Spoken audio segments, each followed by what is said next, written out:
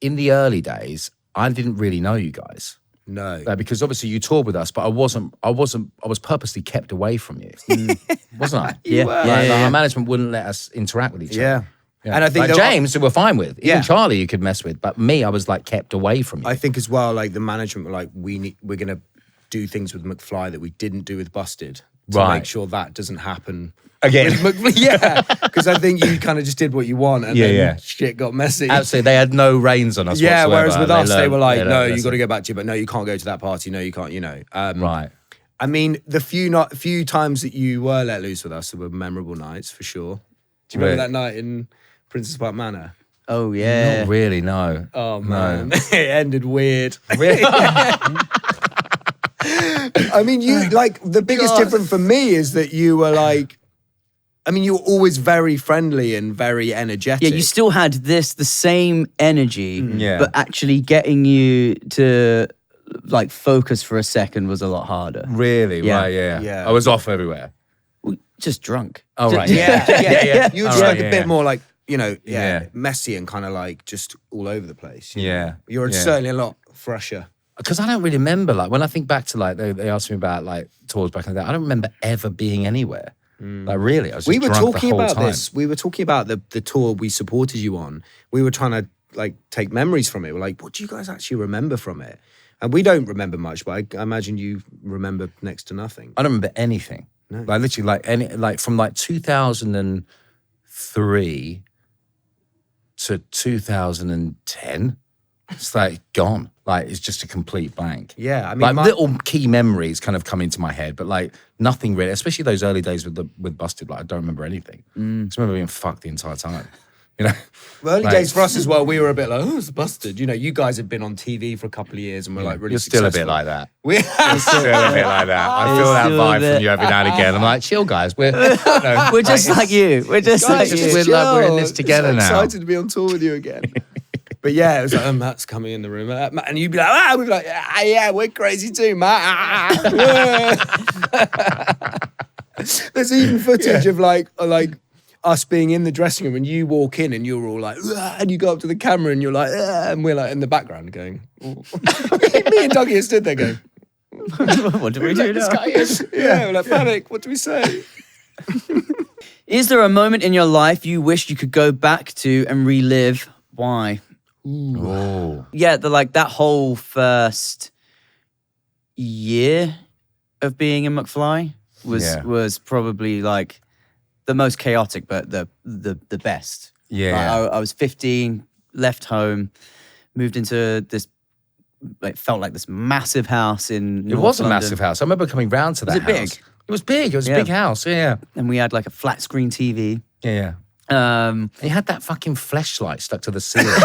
I remember going around there. I was like, why is there a torch hanging from the ceiling? Like, oh, it's a fleshlight. I was like, what's a fleshlight? Yeah, that was Danny's. And it was just stuck to the ceiling. It's been there for ages. We were playing David and Goliath with a fleshlight. But the thing is, the best thing is, like months later, we just sat playing Xbox, and then suddenly, funny, just fell on the floor.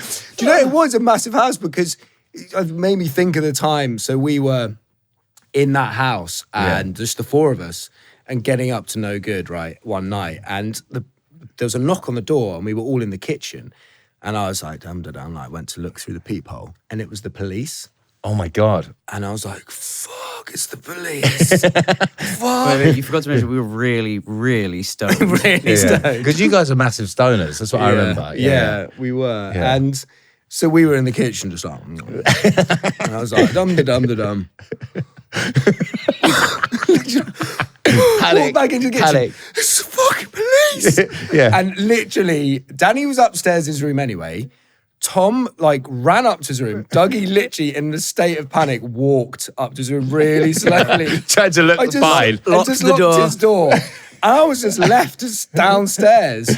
So I ran into the sitting room and cleaned everything up, shoved it in a drawer, splashed water in my face. Good evening, officer. How can I be of assistance? What seems to be the officer problem? And he looked at me like, what, like, are your parents in? I was like, no. It's like, so who lives there? I was like, me and 3 friends. And he was like, what, in this house? I was like, yep. And he was like, is there a Mr. Comer here? I was like, no. I was like, okay, sorry to bother you. And like, shut the door, like, he like went upstairs and he'd locked his door and Tom was like just praying, just like, it's all over before it's even fucking started. We're like writing the headlines, McFly. Yeah. So that was like that. I mean, that wasn't something I want to relive. Not that. No, not that everything but that night. Yeah. It's just my memory of that house and just people being weirded out that we lived there. They're like, why do 4 17-year-olds live in and a 15-year-old live in this massive house? Yeah, it's kind of weird. You know that feeling when you wake up and it's like you've slept, but you're still knackered? Well, I used to blame the kids, the late nights, my busy schedule, basically everything but what I was actually sleeping on, my mattress. Turns out that was a problem all along.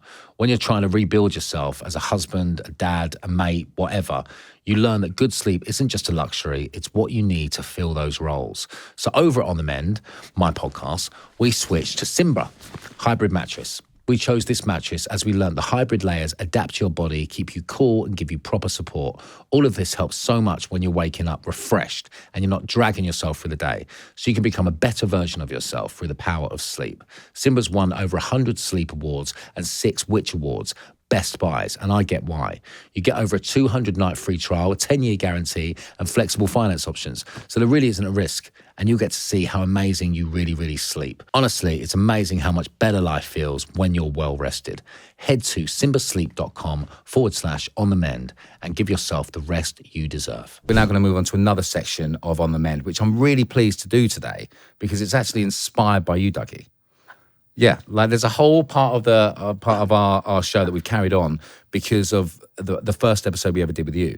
So this was inspired by when we were talking, you brought up that you were really you went into your inner child with the Jurassic Park music. Yes, yeah. And I thought that was so cool. And I really went down a bit of a rabbit hole with that and found out lots of other people talking about these things. Oh, cool. And it's a big thing. And I was like, that was so cool. So we've actually done that in multiple episodes now because of you. I'm honoured. Are you? Yeah, that's rad.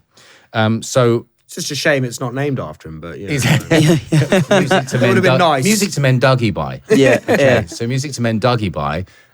This will be it now. So we're going to have 2 songs from you each, okay? So I'm going to ask you for 2 songs. To men by. The first song I'm going to ask you for is a song that resonates or relates to your inner child. So Harry Judd. I mean, you might have to go I mean, first. I'll go for like Dougie, go it first. is still the Jurassic Park theme, and that Great. that totally saved me. Yeah. Like that got me to where I needed to go, needed to be recovery wise so quickly.